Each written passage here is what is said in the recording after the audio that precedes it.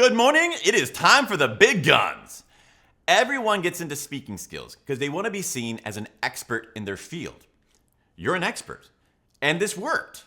People now treat you like, hey, this guy's got some skills. We are about to blow off the doors. I'm going to show you the technique used by industry experts, top keynote speakers, and every TED Talk you've ever seen to make people feel in their bones that you are not just an expert in your field, you are the expert. I'm also going to give you a rare variation on that actually gets the audience to go out and take action. These are so effective, I sometimes question the ethics of using them, so don't use this for evil. I'm not joking about this. Every coach that I've ever seen teach this has stopped the class to say that. First, making people see you as the expert. This uses a 5-step sequence of the 4 vocal archetypes to make your ideas resonate with people on every emotion they have. First, you start the presentation with the archetype friend. Friend archetype sounds like your buddy who's always got your back. You start your speech with this, and it explains, why does this matter? And what do we all connect together that we have in common? This gets the audience to start to care about you and connect with you. This gets them primed to be open for bigger ideas and more intense feelings than before they started. When you have enough time to fit this in, it makes everything that comes after it more impactful and more influential. To sound like the friend archetype, I like to imagine Matthew McConaughey. You sound conversational, relaxed, with a lot of melody in your voice. This whole feeling that even if there is a problem, everything's gonna work out okay. And while we're doing it, everybody likes you. Now that the audience trusts you to take them out of their comfort zone, we're gonna move on to stage 2. This uses a very familiar archetype. It's what most people use at the beginning of every YouTube video. The Motivator. Motivator makes people feel it matters so much that they have to do it now. So you engage people's emotions on wanting to do it and believing that they can do it. This stage adds a lot of emotion to the audience, which is the primary building block of all persuasion. To sound like it, I like to think about, Tony Robbins. You have a faster rate of speech, and your speech is nice and smooth, and of course, high volume. Now that the audience is emotionally invested, next we need to speak to the other half of their mind, their logical side. For stage 3, we use Educator. When people make decisions, they actually make the decision first with their emotions. And then after they feel, that's what I want, they go out and look for data to prove that they're making the right choice. Educator gives them that information. Educator shows them what to do and how this system works and gives them certainty that it will work. This is really useful for hard material. It gives them time to mentally and emotionally process the really big idea you gave them.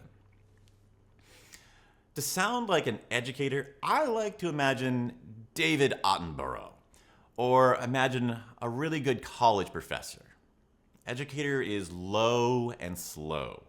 Low emotion, very thinking, and slow pace, with a lot of pauses for you to think and look smart, and for them to think. Feel that you're patient with them to catch up and fully understand everything before moving on. And also the feeling of certainty. So end all your statements on a down feeling. Now that your audience has proved to themselves that they've made the right choice, next, we just have to get them to do it. For that, stage 4 is coach. Use coach when there's some ugliness to your topic. The idea is going to be worth it, but there's some rough stuff you're gonna have to go through to get to the other side with the gold. After Educator, people understand doing this is harder than they thought. Motivator had it easy when it was just a vague idea. So coach actually brings people to a higher level of motivation, ready to do the real thing, get the real actual results in the real world. That is what starts bringing you credibility. This, it sounds to me like your football coach. If you don't like football, watch a football movie. There's a lot of you. You're not hiding behind anyone else. You, one person, taking responsibility. It's loud, and the words are punchy. With that link in the chain, you now have your audience buzzing with emotion, eager to take action. So what's the final step? 4 archetypes? 5 stages? How does this work? Then you take it all back home to friend and turn all that energy back onto you.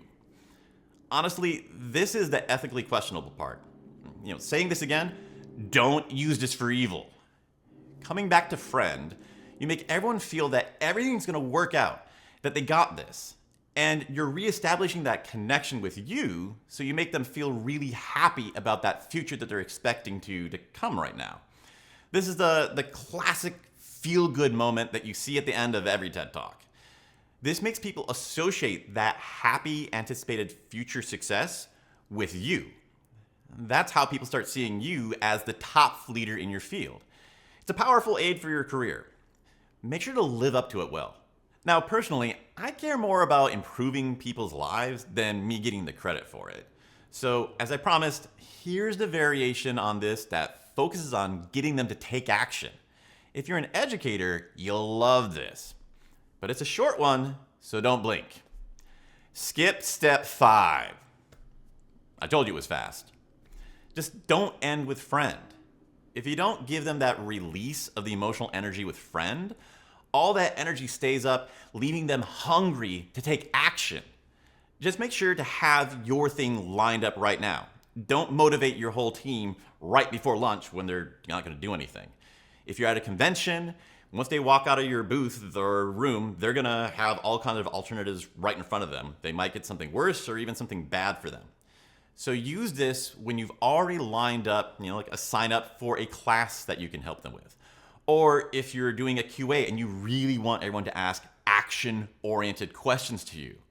Or if you just need your team to immediately get to work on something hard right then. Master these patterns and you'll be known as the leader of your field, with followers taking action in the real world and in their lives.